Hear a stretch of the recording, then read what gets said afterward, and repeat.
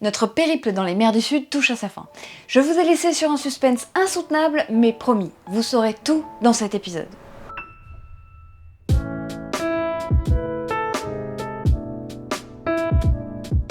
C'est vide. On va tous pleurer. Ouais, c'est tout triste.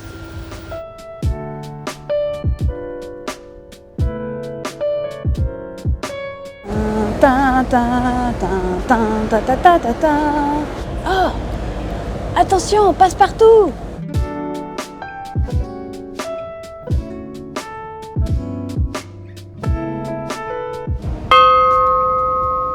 J'ai un peu l'impression de sonner le glas genre de la fin.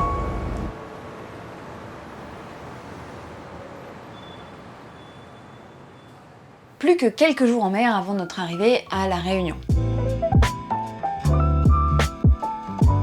Je sais désormais reconnaître d'un seul coup d'œil la migration nictémérale sur les mesures acoustiques.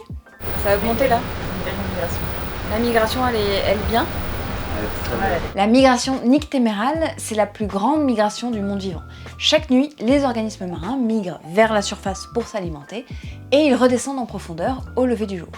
Il y a cette migration-ci principale, mais il y a aussi d'autres couches qui montent là-dessus, à différentes profondeurs. Ouais, même celle-là. Là, il y a la migration. Je porte hyper bien le casque en toutes circonstances. Je le vis très bien. Mais surtout, je ne voulais pas terminer ce périple sans vous parler un peu plus de ce que c'est que de passer plus d'un mois en mer sur le Marion Dufresne.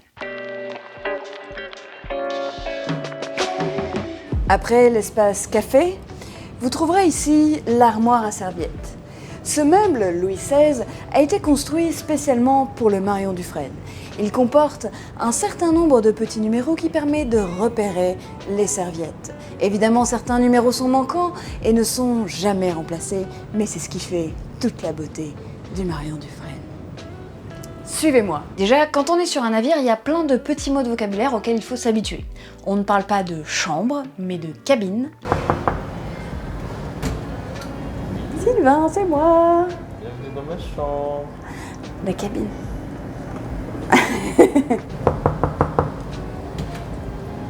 Coucou Sylvain. Bienvenue dans ma cabine. Les lits sont des bannettes. Alors ça c'est ma cabine, avec là où j'ai fait les facecam. Les couloirs, des coursives.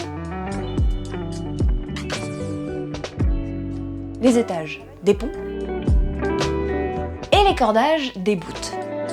Et surtout, il ne faut absolument pas prononcer le nom de ces petites bêtes à longues oreilles. Parce que ça porte la poisse. C'est mignon, il y a une petite queue de lapin.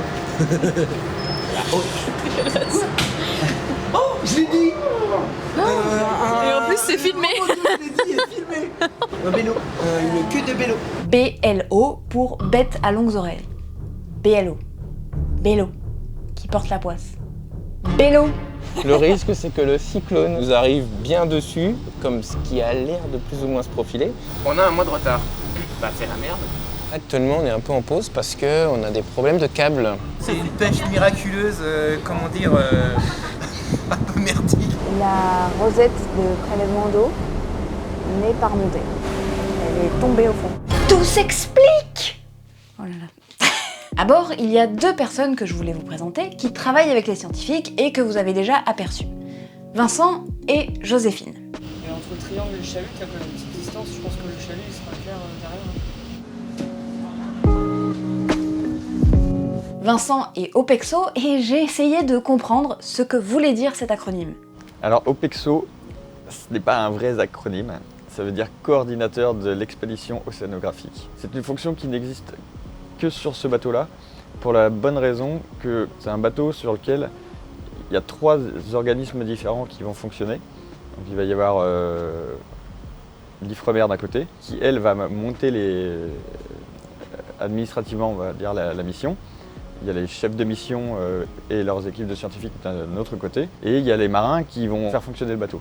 Et donc là, dans ce fonctionnement à trois, il y avait besoin d'une personne au milieu qui un peu coordonne tout ça pour qu'on arrive au résultat escompté, c'est-à-dire accomplir la mission, faire tous les objectifs, remplir les objectifs dans le temps imparti, quoi. Ça va être de demander les besoins des uns pour l'expliquer aux autres, on va dire, pour qu'on arrive à obtenir le résultat escompté à la fin.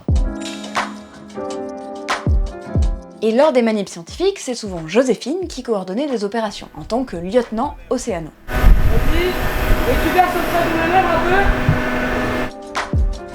Lieutenant océanographique, c'est donc toute la maintenance au niveau des apparaux extérieurs et des apparaux océanaux qu'on va utiliser lors des missions Ifremer comme là. Et également pour les opérations TAF, donc ce qui est ravitaillement des bases. Donc le warboat, c'est le petit bateau qui est en haut au pont H sur tribord là. Je suis d'astreinte soit de minuit à midi, soit de midi à minuit, ça dépend de la décision qui a été prise un petit peu avant. Et du coup, je supervise les opérations sur le pont lorsque je suis de quart et d'astreinte. Je suis arrivé en tant qu'officier sur le Marion en janvier 2020.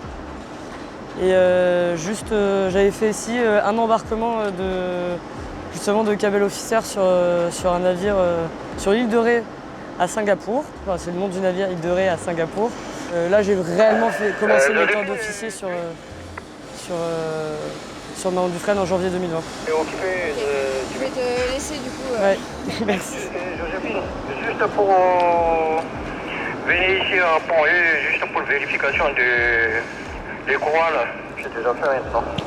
Ok, ça marche, j'arrive Jimmy, merci. Effectivement, en cette fin de campagne océanographique, tout le monde s'active sur le pont. Et les scientifiques aussi sont occupés à ranger et démonter les laboratoires. C'est vide. On va tous pleurer. Ouais, c'est tout triste.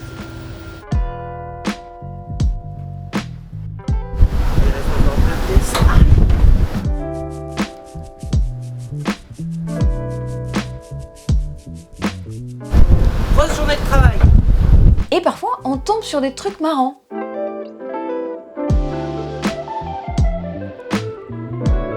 Et ça a été l'occasion pour nous de faire une visite des machines.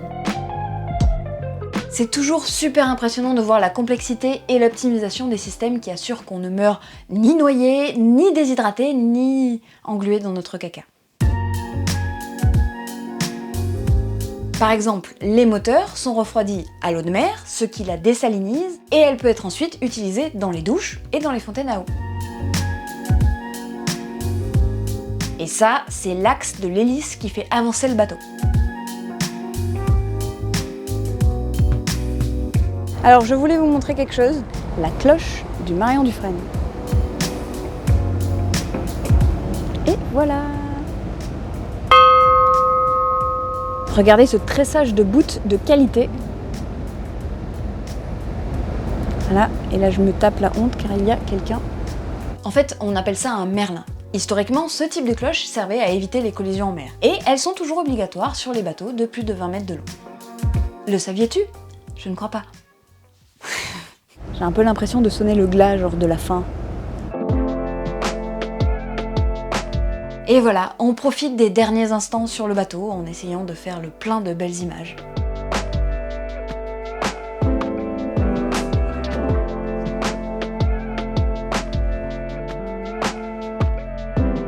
C'est officiellement notre dernier coucher de soleil en mer. Regardez comme il est beau. Ok, là quand même, c'est quand même sacrément un beau coucher de soleil, non? Bon bah voilà, ça sent vraiment la fin, il n'y a plus rien dans les labos, il y a tous les matelots qui font le ménage, qui rangent et tout.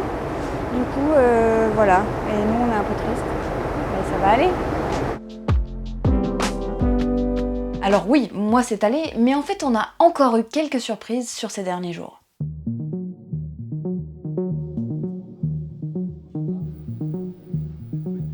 Bon, en fait, on va aller plus vite que prévu vers La Réunion parce que on a une évacuation sanitaire à faire. Donc c'est pas ultra grave, la personne en question va bien, mais voilà, on a officiellement eu toute la poisse qu'on pouvait avoir. Alors, on a quand même été très chanceux dans notre malchance parce que le problème de santé est vraiment arrivé dans les derniers jours en mer. Ça aurait pu être bien pire. La personne là a été prise en charge à temps et elle va bien maintenant. On a donc tracé droit sur La Réunion pour retrouver le quai au petit matin.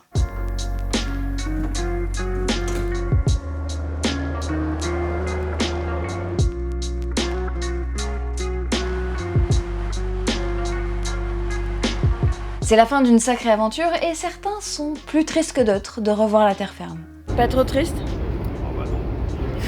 Ah non, ça va. Un peu chaud, mais ça va. On accoste, on installe la coupée, cette échelle qu'on avait prise dans l'autre sens il y a maintenant plus d'1 mois. Et on assiste au premier départ, mais aussi à l'arrivée du nouvel équipage, puisque le Marion Dufresne repart dans quelques jours pour une nouvelle rotation dans les terres australes. Avec Sylvain, on reste un peu plus sur le bateau, le temps d'observer des courses traditionnelles de pirogue, et de faire un petit bilan. Je sais pas du tout comment je vais vivre le retour en France parce que c'est tellement différent de notre mode de vie. Je pense que je vais aller beaucoup plus à la mer, quoi. Je pense que je suis allée de surprise en surprise sur ce qu'on a vécu, entre le mal de mer et comment on s'y habitue vite. En fait, les changements étaient très grands. On est parti de très chaud, on est allé vers très froid. Il y avait tout le temps des trucs à faire. Le rythme était très très intense. Vale, balle ma moustache. Et sinon, voilà, oui, forcément, ça m'a donné envie d'en refaire. De continuer à faire ça, à accompagner des chercheurs dans leur mission. Je trouve que c'est des moments encore plus intenses que juste faire une interview d'un chercheur sur un sujet qu'on aime bien. C'est personnellement beaucoup plus satisfaisant que de vulgariser quelque chose juste en lisant des trucs et en faisant un résumé filmé. J'aime bien ce format et je sais qu'il est difficile, mais je crois que c'est ça que j'aime bien regarder, donc peut-être c'est ça que j'aime bien faire aussi. Puis il a bien fallu quitter le navire.